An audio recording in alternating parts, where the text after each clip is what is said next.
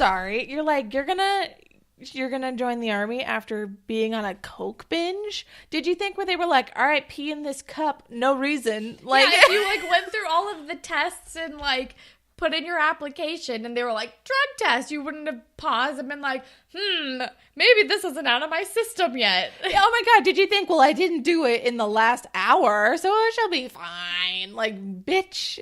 Oh, Anya. So not a lot going on up there. Oh, the next scene is we are never, ever, ever.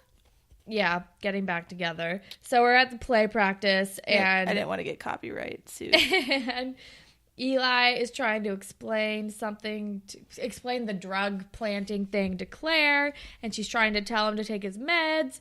And then he's like, I don't know. He's like, I did it for us. And she's like, we're never getting back together. And then we find out that Imogen, and then she like leaves, and then we find that Imogen is like missing, and so now Fiona has to step in and take over for the Clara role, and everything is just a hot fucking mess. I'm glad you remembered what the scene was, because literally all I wrote was we are never ever getting back together, and I was like, was that about Casey and Jenna? Yeah, but then I also wrote Fiona might be a good friend to Eli. Like, I do like their friendship, but she should recognize instability. Yeah, she like doesn't know what's going on with him. She's just like, but the play, and I'm like, but your friend? Yeah. But then we are with Anya, and her mom like comes up to her and is like, where's your necklace, huh? And then she's like, she's basically like, I found the cocaine. And she's like, do we need to send you to rehab? And her mom is just so disappointed in her. And then Anya's like, I didn't join the army. Like, I can't join the army. I failed the test or whatever. And she's like, oh God, because of the cocaine. And it's like, oh my God. Okay, I felt like Anya took this confrontation way too well. Like, I feel like it would have been more realistic if you're spiraling, right? You feel like a failure. You didn't get into any college. Your self-esteem has taken a huge hit. All these guys, you keep whatever.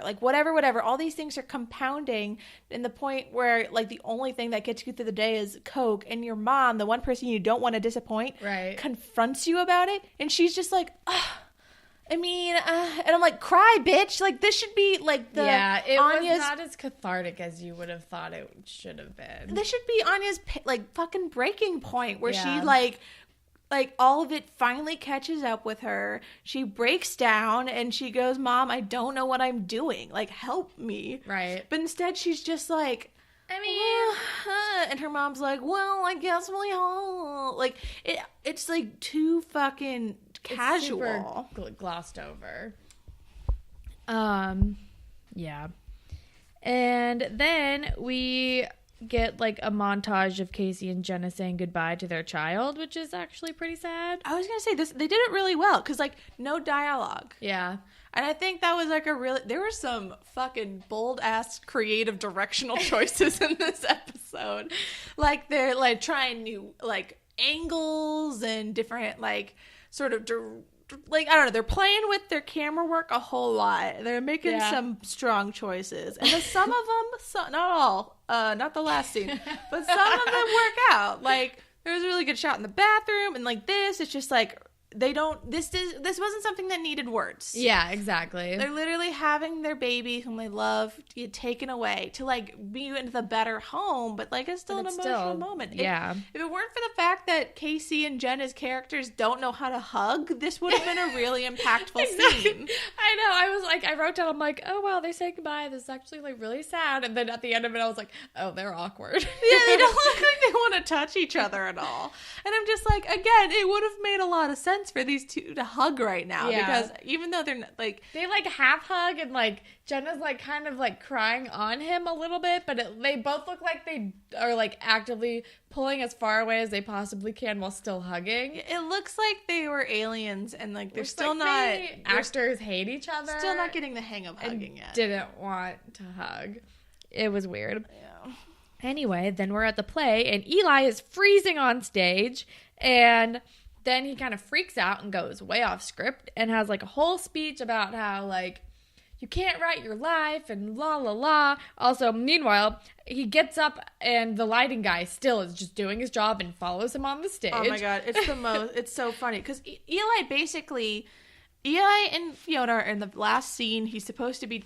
Ari is supposed to be telling Clara to go with Jack. Right. And Eli's like, fuck this. Like, fuck this. Like, he drops character. He has this whole monologue about, like, your brain tricks you. You think you can control your life. You think you can do these things, but you just can't, Nemo. Like, he's having a breakdown on stage. And burns the script. He burns this, and the principal's right fucking there. And he's like, did we approve this? Larry? I'm like, you're the principal, and there's something on fire. Like, all right, well, and then everyone thinks that's how it was supposed to go and, like, give him a standing ovation. And I'm like, this is not healthy. He should not be rewarded for this. He needs help. And Eli is clearly... And Eli feels that as well. So Eli essentially, like, total props to that actor. Monroe Chambers. Old enough to fuck, who...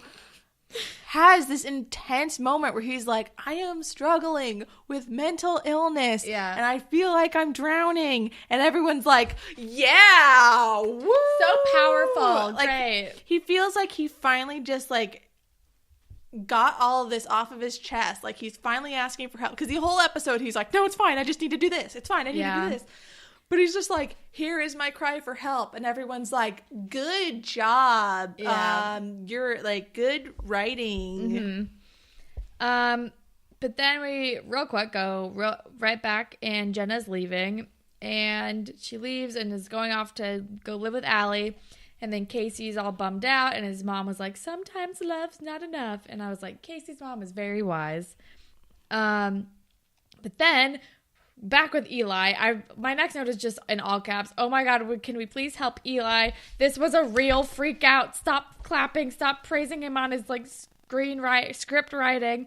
And then Eli like goes back to go on the stage by himself, and I'm like, and then Bullfrog follows him, and I'm like, yes, thank you. Fucking talk to your son about his mental health, please. Come through, Bullfrog. And he's like, your mom and I have always like been kind of hands off and have let you do your own thing, but maybe maybe we need to start treating you more like a kid. I'm like, yes, please, let's parent him more.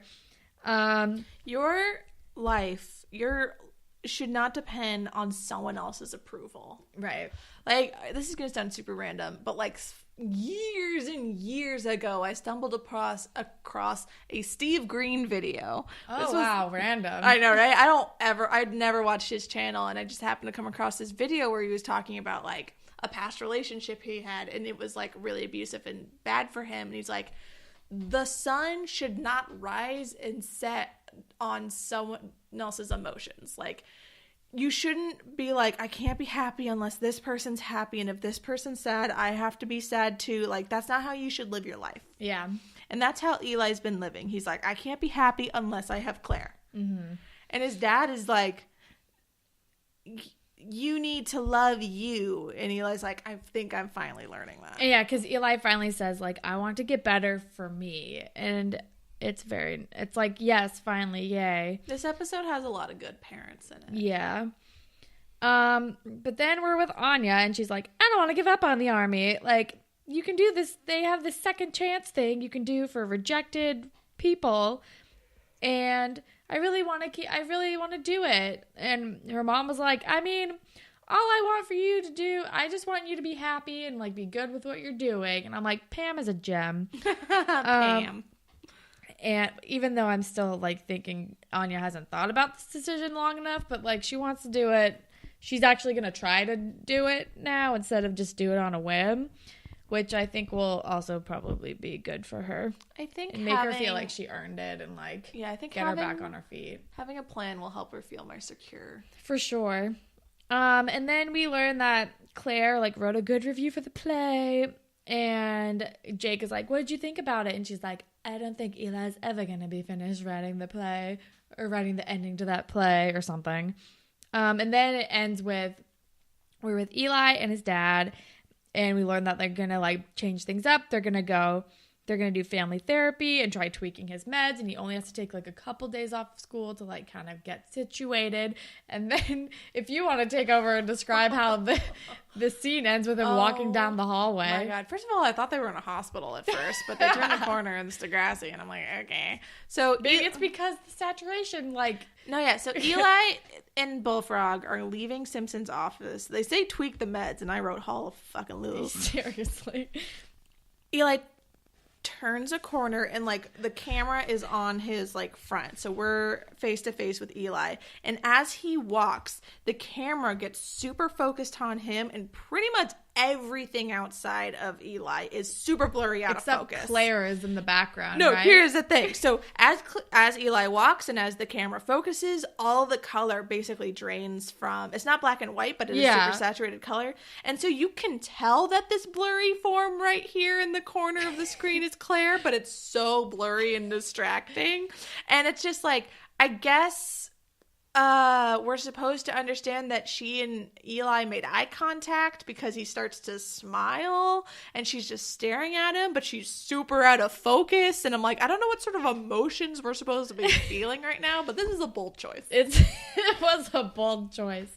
It was interesting. And then the episode ends. Like, Eli's smile makes it seem like end of Breakfast Club. I still have a shot moment. I wouldn't interpret it that way. I kind of thought it was more like, I'm leaving this stuff in my past. Like, I'm not going to let Claire bother me anymore. I'm just going to shrug it away and smile and like, remember what we did have. And I'm like on to like improving myself now. I sure fucking hope so. That's what I hope it was supposed to mean. I mean, I feel like if I had watched Degrassi, even just at the age I was when it was coming out, like with the Eclair shit, I probably would have been on board for Eclair. I probably would have been a diehard Eclair person. But fucking 2018 eyes looking at this nonsense, I hate it. It's just super unhealthy. Don't endorse it whatsoever. And I'm just like, I want it to be over now, but I know it's not. Yeah, I know it's not over. I know what happens. It's not over. It still isn't over. I wrote you every day for a year. You wrote me every day? It wasn't over. Anyway, I'm just recreating the Notebook now. Spirit Squad captain of the episode. Dave? Sure. I'm gonna say Jenna. Yeah. Fucking Jenna for like stepping up and doing what's best for her son, even though it's hard, and for dealing with Casey's bullshit. That's true. Throwback to when Jenna was like, I want to spend time with my friends. Dave, new guy. Listen, so Jake is honestly the best. He's so good at avoiding drama, and he's calmed Claire the fuck down. Oh, for like sure. when she and Jake first met, she's just like, did 3 months mean nothing to you? And now she's like, sure, cool, whatever. Don't like. It's such a breath of fresh air, and I just also get the feeling that hardcore Claire shippers see him as like an obstacle, the enemy, and I'm like, guys, he's the most like healthy person who's ever been on this show. Truly. And on that note, do you have a ship of the episode? My friendship, Jenna and Dave. Me too, actually, weirdly. I'm here for Dave being like, fuck you, Casey. Jenna's my girl. You're whack. I'm being whack. Also, the Power Squad hates you now. Moral of the episode. Sometimes love isn't enough. Boom. I think Casey's mom said it. And also, like, you need to, like, do better yourself for you and be motivated to like for your own reasons and not other people's reasons, I guess. Yeah, it's like, and then that works for Anya that's too. Really connected. Absolutely. It's, you can't love yourself. Like, if you can't love yourself, how the hell are you supposed to love anybody else? Gonna get an amen. Because like, love isn't always enough. Sort of like to the wrong, like it can come off as like your love is garbage. Yeah. Like that's not what it is. Like you can fully and truly love someone, but if that's all there is. Like, there's no trust, there's no communication, there's no loyalty, there's no respect, reciprocation. Like, your love, and even like maybe even their mutual love, like that a relationship does not make. Right.